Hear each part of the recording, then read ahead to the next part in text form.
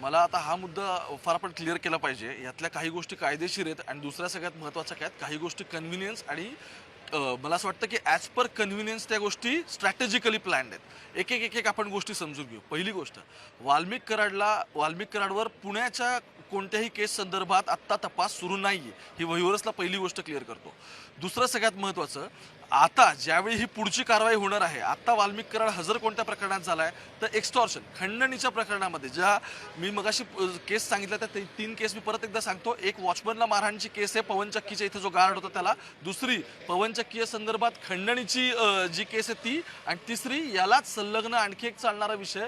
तो विषय कोणता आहे तर तो विषय आहे ते म्हणजे सरपंचाचं खून प्रकरण. आता यातल्या जो खंडणीचं प्रकरण आहे त्या संदर्भात इथे वाल्मिक कराड हजर झालाय.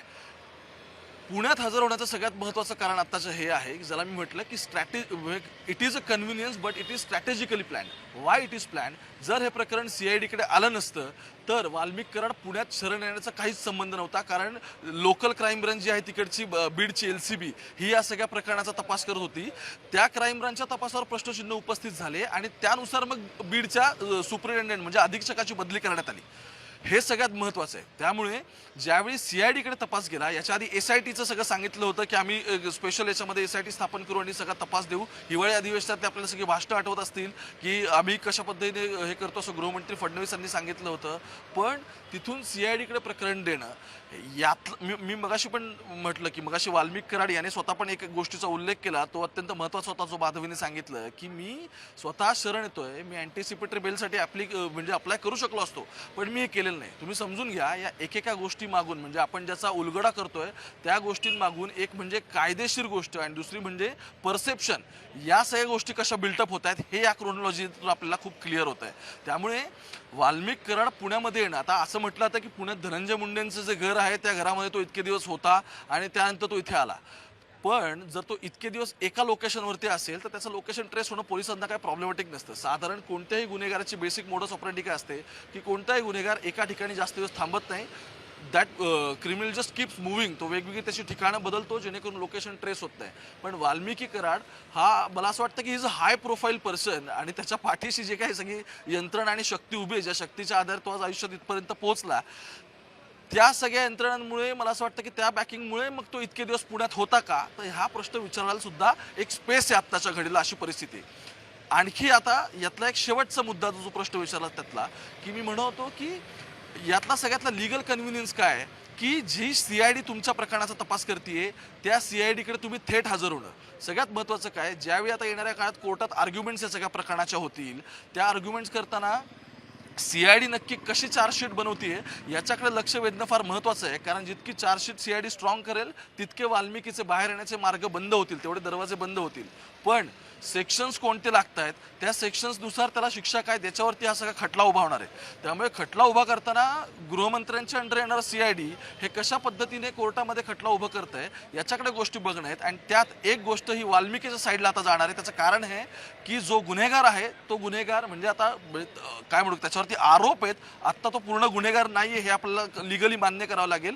त्याच्यावरती आरोप आहेत, त्याच्यावरती पोलिसांनी FIR हे केलेली आहे. त्यामुळे तो एक संशयित आरोपी या सगळ्या प्रकरणातला. पण त्याला ज्यावेळी कोर्टात हजर केलं जाईल त्यावेळी तो स्वतःहून पोलिसांसमोर म्हणजे तो स्वतःहून CID समोर हजर झाला. तो पळाला नाही किंवा त्याने अँटिसिपेटरी बेलसाठी अप्लाय केलं नाही. आणि या गोष्टी असल्यामुळे त्याचे कदाचित जर त्याला या सगळ्या प्रकरणात शिक्षा झाली तर त्यावेळी जेव्हा डिबेट्स होतील या सगळ्याच्या कोर्टामध्ये, त्याच्यामध्ये एक गोष्ट ही वाल्मिक कराडच्या बाजूने राहील की त्याला पळून जाता आलं असतं, तो आणखी कुठेतरी ॲब्स्कॉन्ड होऊ शकला असता, पण त्याने ते केलं नाही आणि तो हजर झाला. आय एम शुअर की त्याचे वकील अशा पद्धतीचा युक्तिवाद करतील. त्यामुळे ही गोष्ट त्याच्या फेवरमध्ये जाईल.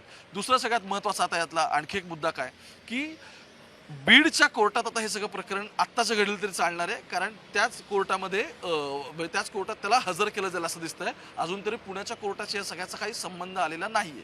पण स्पेशल कोर्टची याच्यामध्ये काय प्रोव्हिजन होते का ते बघणं आपण कायदेतज्ञाकडून ते आपण गोष्टी समजून घेतल्या पाहिजेत आत्ता तरी. पण प्राथमिकदृष्ट्या असं तरी काही दिसत नाही.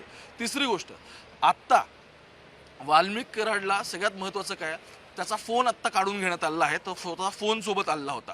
त्याचा फोन आत्ता एक म्हणजे काढून घेण्यात आलेला आहे. दुसरं महत्त्वाचं, त्याचे स्टेटमेंट्स याच प्रकरणात रेकॉर्ड केले जात आहेत आणि आता हे इन्व्हेस्टिगेशन इथे किंवा ही चौकशी इथे किती वेळ चालते त्याचं हे बघणं फार महत्त्वाचं राहणार आहे. कारण अर्थात इथून त्याला चौकशी करून कोणी सोडून देणार नाहीये.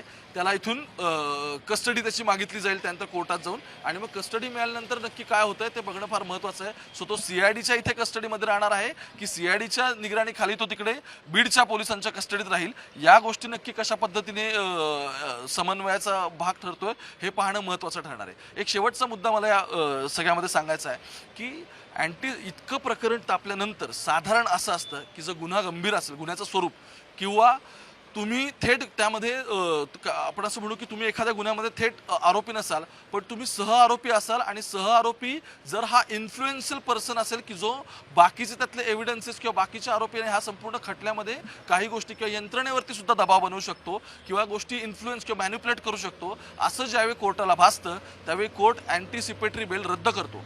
पूजा खेडकरच्या प्रकरणात दिल्ली हायकोर्टने हेच केलेलं होतं. पूजा खेडकरच्या प्रकरणात इतके सगळे पुरावे आल्यानंतर सुद्धा तिने अँटिसिपेटरी बेलसाठी अप्लाय केलं, ज्याचा तपास आता दिल्ली क्राईम ब्रांच करते. कारण DOPTच्या अंडर, म्हणजे दिल्लीचं जे डिपार्टमेंट ऑफ पर्सनल आणि ट्रेनिंग आहे त्याच्या अंडर हा सगळा तिथे आता खटला उभा राहतोय. पण त्या प्रकरणात पूजा खेडकरची बेल रिजेक्ट करताना दिल्ली हायकोर्टाने याच गोष्टी नमूद केलेल्या होत्या, आणि त्यातला हा एक मुद्दा होता की जी कोणी व्यक्ती किंवा जो कोणी संशयित आरोपी या सगळ्या प्रकरणात आहे तो जर इन्फ्लुएन्सिंग पर्सन असेल, तो सोबतच्या गोष्टींच्या पुराव्यांच्या किंवा बाकी अन्य आरोपी संपूर्ण खटला किंवा यंत्रणा या सगळ्या गोष्टींच्या तपासाला काही अडथळा तयार करत असेल किंवा ते भरकवत असेल किंवा त्याच्यावरती प्रेशर तयार करत असेल, मॅन्युप्युलेट करत असेल, तर अशा वेळी संबंधित व्यक्तीची अँटिसिपेटरी बेल रिजेक्ट केली जाते. रिजेक्ट केल्यानंतर मी जर मगाशी म्हटलं की it is game of perception and the legal playing. So anticipatory bail जर रद्द झाली असती तर परत विरोधकांच्या हातात एक आयतं खोलीत मिळालं असतं की बघा इतकं सगळं झाल्यानंतर सुद्धा आता बेल रिजेक्ट झाली तरी यंत्रणांना सापडत नाही, त्याच्यापेक्षा हजर होणं इज अ बेस्ट ऑप्शन, आणि तो एकदम कन्व्हिनियंट आहे. तो लिगली उद्या स्टँड करताना इंटरेस्टिंग ठरणार आहे, तो स्वतःच्या फेवरमध्ये जाणार आहे, आणि हा एक प्राथमिक विचार वाल्मिक कराड आणि त्याच्या वकिलांनी केला हे या सगळ्यातून दिसत आहे.